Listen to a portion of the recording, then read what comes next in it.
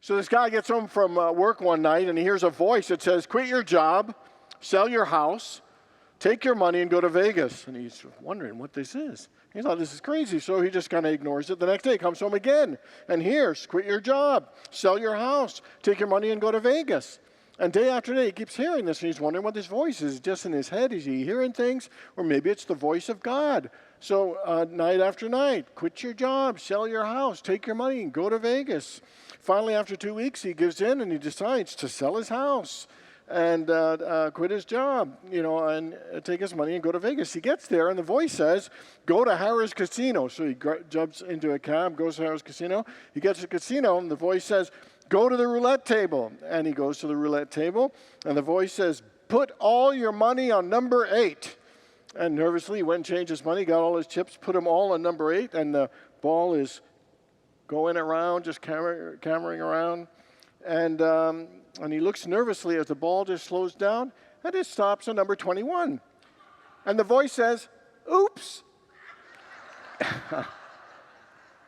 Okay. So how many people have ever lost so much and had so much go wrong in your life, it felt that your life was falling apart? Anybody ever have that experience?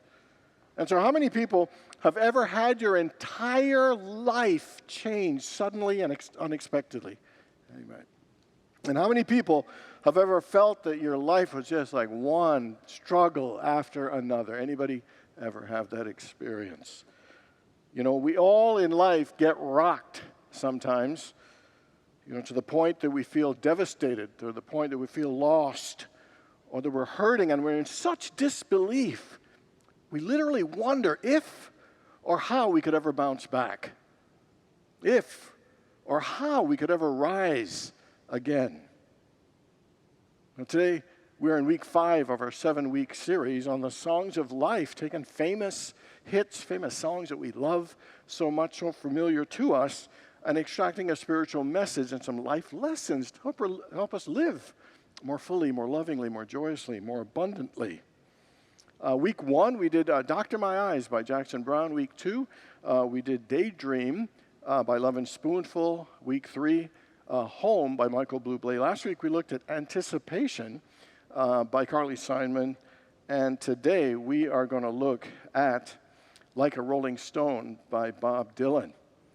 It was a hit in 1965, and it is a song about an arrogant, privileged woman and her fall from grace. That she literally has everything and loses everything. Her money, her possessions, her way of life, and her life and world is turned upside down. And she is trying to cope with all of it, especially being alone. And in the song, he mocks her. The singer mocks this character, this woman, and keeps repeating this penetrating and haunting line, how does it feel? How does it feel to be on your own? No direction home, like a complete unknown, like a rolling stone. And the repetition of that is kind of cold and brutal. This is not a song about love or joy. And you'll understand why in the context of what was going on in his life back then. He had just returned from a long tour in the UK, and he was feeling down and worn out. In fact, he was feeling angry, hateful, and resentful towards reporters and his fans because he was trying to switch from acoustic and the folk songs, which is what made him famous, to electric and rock songs.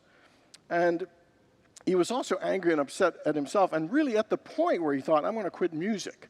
I'm not going to play anymore. He was so angry. But what he did was he redirected and channeled that anger and hatred in writing, and he wrote 10 pages. This song was 10 pages long. It's been really cut down, and it's still 6 minutes long. He had a lot to get out. In a way, it was therapeutic. In a way, it was cathartic. It was a release for him to write an anger-filled song. A song of being vengeful, and mocking another human being. He makes fun of someone who's fallen on hard times. And what he said is that I was really just needling some of the characters in my song just to show the human folly of some of the silly and ridiculous things we do to ourselves and one another. and also the possibility of us seeing it and learning and changing. This song is really a rebellious anthem, but if you look a little deeper, you'll realize it's a spiritual wake-up call for us all with a powerful message for us how to live more fully. So we're going to look at three the life lessons and the spiritual message from the song, Like a Rolling Stone by Bob Dylan. By the way, this was his most famous song. It would reach number 2 on the charts, which was the highest he ever had. And I found it interesting. Through that anger and writing that and releasing it actually revived his passion for music again. And so let's look at point 1. The first thing I think it teaches us is to look at our attachments and our judgments. Once upon a time, you dressed so fine, threw bums a dime in your prime, didn't you? And she is a wealthy socialite who has a lot of attachments. She's attached to her money, her possession, her status, her power, and the luxurious lifestyle that she has. She so identifies who she is, her value, her worth, her image, with all that she has. And there's nothing wrong with money. There's nothing wrong with possessions. There's nothing wrong with any of those things. It's when we cross that threshold, instead of just owning stuff, that our stuff owns us. That we literally believe that it is that stuff, that success, those achievements that make us who we are, that are the real source of our happiness and security and sense of self and sense of worth. And so we so cling and are so attached to certain beliefs and images and ideas that, and believing it's our security and happiness, we cling onto it even tighter, when life gets tough and difficult. But what we don't realize is that our attachments and judgments literally block our joy. They block our peace. And they prevent us from knowing our true self, knowing our divine connection, knowing that inner peace and fulfillment. We literally limit our lives and our experiences when we are overly attached and when we are extremely judgmental. She was quite judgmental of people who weren't wealthy and successful. And the fact is, we all have judgments. We all have attachments. Sometimes we are attached to the image that we like to present to the world. We are attached to the mask that we put on so people will like us. Sometimes we're attached to our need to be in control, or attached to the desire for life to always go our way. Wayne Dyer said that we're attached to limitations. And he said, we're not only attached to our limitations, we will argue and fight for our limitations. Like, I'll never be able to do that. I couldn't own that.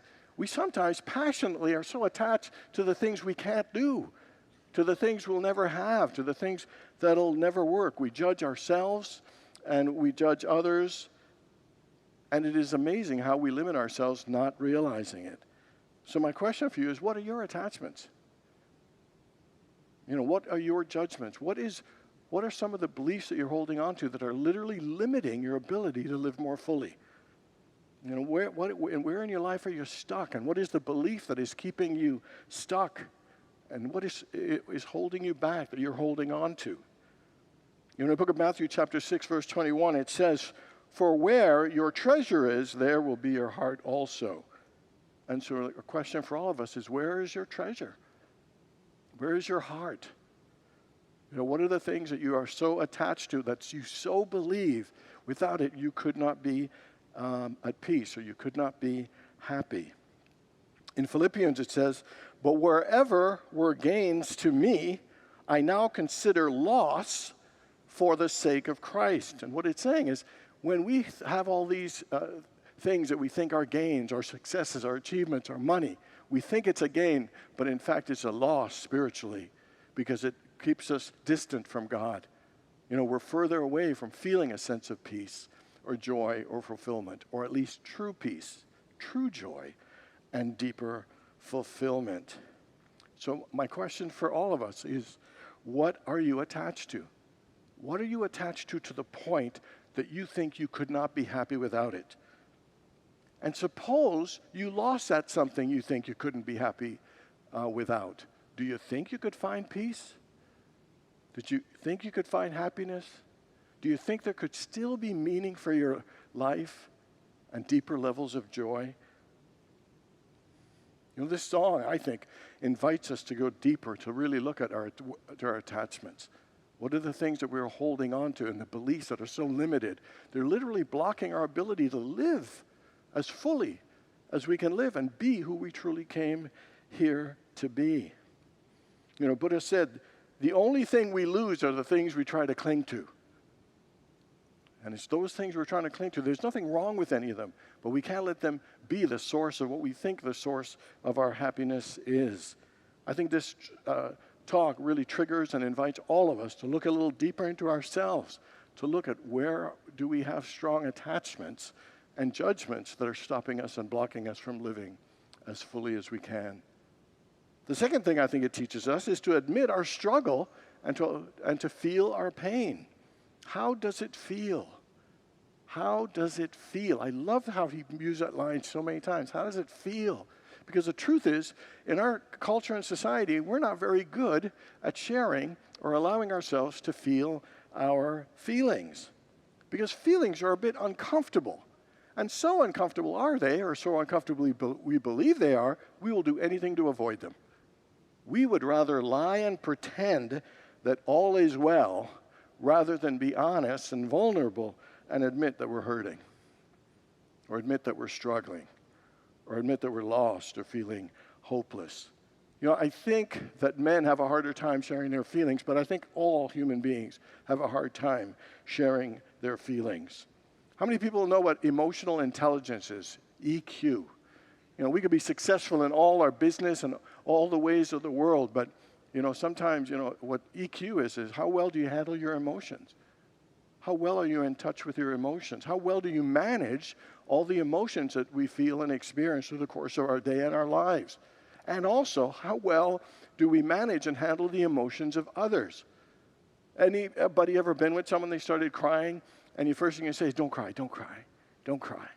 Now, crying is a good and healthy thing, and we think we're trying to comfort them, but the truth is we're trying to comfort ourselves. It's because we're uncomfortable with someone else's emotions as well. Emotions aren't easy. How does it feel? Well, first you got to give yourself permission to feel. And another thing that stops us and makes it hard for us to share and feel our feelings is that we don't want to look like we're weak or wimpy. And sometimes that is an issue. And so much so that I think our culture, we put a pressure to be positive always to folks in our lives. When you see somebody, they'll say, how you doing? Oh, I'm good. I'm good. How you doing? Oh, I'm fine. I'm fine. And you're not, but you're saying it, and we're just kind of pretending that. Sometimes it's I'm good, and I'm getting better. I'm wonderful. I'm fabulous. I'm okay. Everything's good. And we know that it's not. That expression, fake it till you make it? Once in a while that's okay, but that is really not a healthy way because it just perpetuates not acknowledging and not feeling and recognizing and owning our own feelings. We have this tendency to want to numb ourselves from our feelings or hide from our feelings. The author and therapist John Bradshaw said, you can't heal unless you're willing to feel.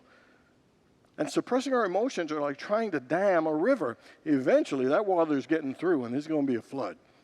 And so it is an important thing for us to learn how to allow ourselves to feel our feelings. Megan Devine, a grief counselor, said, it's okay if you're not okay. We live in a society, again, that puts pressure to be positive and expects us all to be happy all the time, and that if we're not okay, we think there's something wrong or bad or something to be embarrassed about, or that is a sign of weakness, and it is just not true. She says, true healing comes not from fixing pain, but for holding a space to feel that pain, holding a space to honor and have compassion for that pain. Feeling our feelings is not something we should be ashamed of. In fact, it's healthy and it's important for us. And it is a part of the process of healing and reconnecting to our true wholeness. Rumi said the cure of pain is in the pain. And the fact is, if we're alive, we're going to experience some pain, some heartache, some loss, some sadness or depression, disappointments and disagreements, anger, or there's a whole range. Life is an emotional experience. Jesus wept. Jesus was angry. Jesus was frustrated. He felt the emotions of being alive as a human being, and we shouldn't run from them, and we shouldn't hide from them. And the best way to deal with them is to face them and feel them. And so let me ask you a question. How well are you in touch with your own feelings? Let's do it on a scale of 1 to 10. On a scale of 1 to 10, 10 being highest, how in touch with your feelings are you? And then how in touch with the feelings of the people in our lives are you? Or how comfortable are you when the other people in our lives express emotion? This is an important thing. Here's an exercise we should all practice, and it is to sit quietly and then ask ourselves, what am I feeling today? What were some of the major feelings I felt through this day? And if something arises, just do a little journaling on it. Not trying to fix it or change it, just make some space and room for you to feel what you feel. How does it feel is an invitation, I believe, to be real and to be authentic and to be emotionally honest.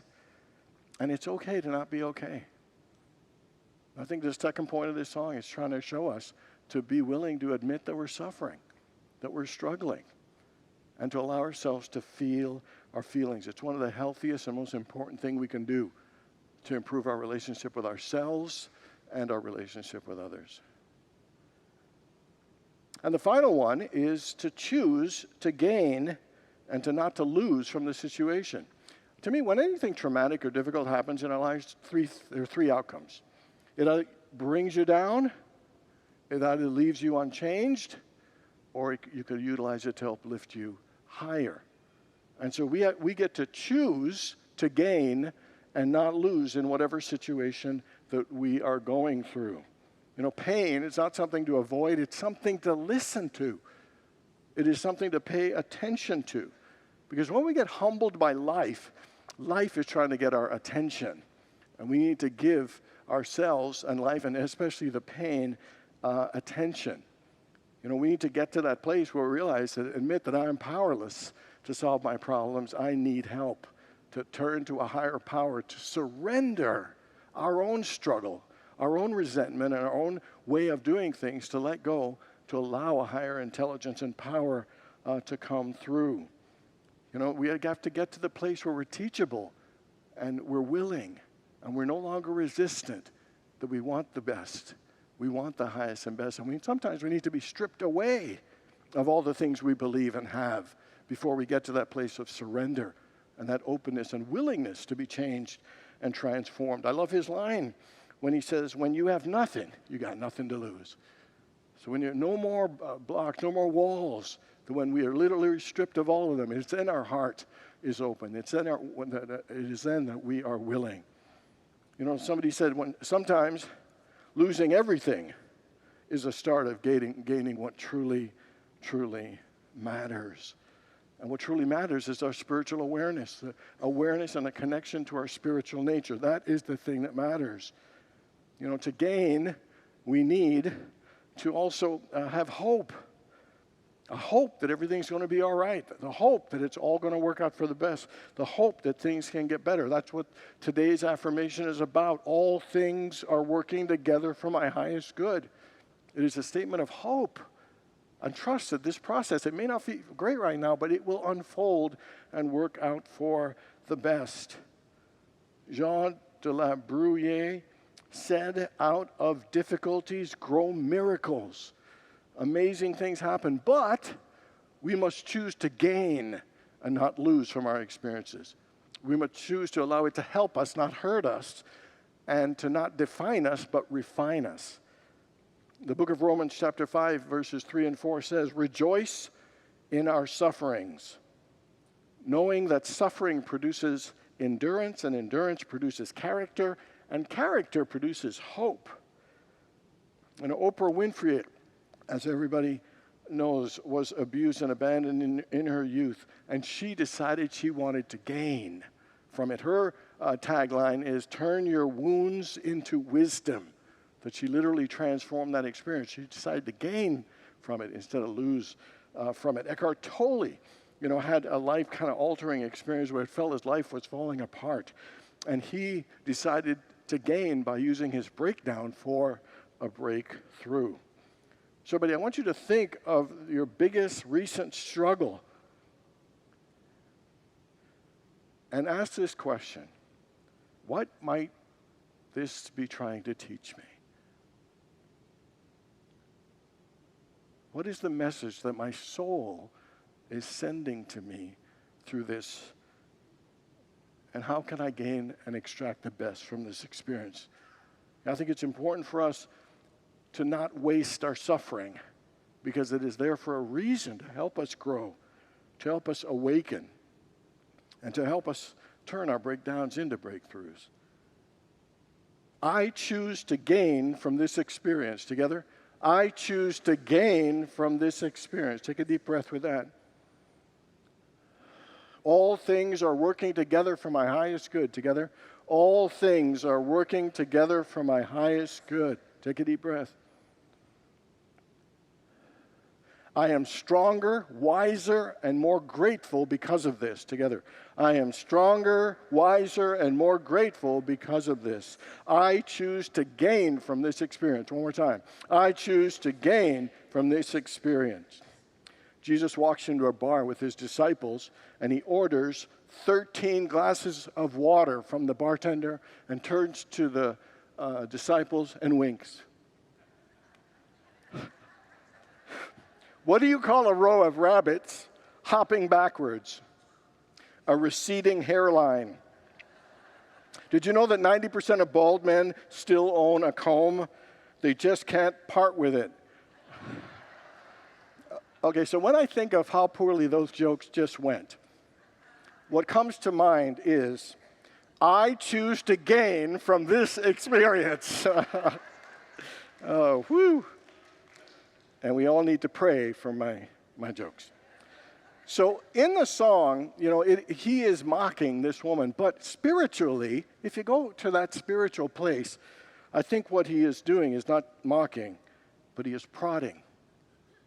He is encouraging. He is inviting us. How does it feel is asking us to feel our lives fully and to own our journey, to own our struggle, to confront our pain and not be afraid of it, and allow it to liberate us so we can reclaim our spiritual power and our spiritual magnificence. Last year, someone introduced me to ChatGPT. He said, you could do this for your talks. And I tried it, and I didn't like it at all. Reverend Stacy is more of a techie, and she is into all that stuff. And she had told me the other day, she actually used it to write a poem. And then last night I was thinking, wow, that's cool. And so I put in my talk and said, take my talk and make it a poem so I can end my talk with it. And so here's what my notes and ChatGPT came up with. When the palace crumbles and the road is gone, when silence greets you like a lonely song, don't run, don't hide, don't fix or fight. Just sit with your soul in the tender night. The fall is not failure, it's freedom begun. A breaking wide open into the one. So feel every tear, let each ache be real. For what breaks you can also heal. Like a rolling stone, you may feel unknown, but the journey within is the path back home. All right. Me and GPT. Anyway, so the invitation in this song is to look at our attachments, to look at the things we're holding on to and so attached to, that we so identify with, that it's actually hurting us and blocking our joy. And same with our judgments. And allow ourselves to admit that we're struggling. Allow ourselves to feel and honor our feelings and our emotions. And finally, to choose to gain and not lose. Don't waste the pain. Allow it to lift us to a higher place and truly reclaim our peace, our love, and our joy, and our spiritual magnificence. Those are the 3 lessons in the spiritual message from the song, Like a Rolling Stone. God bless you all.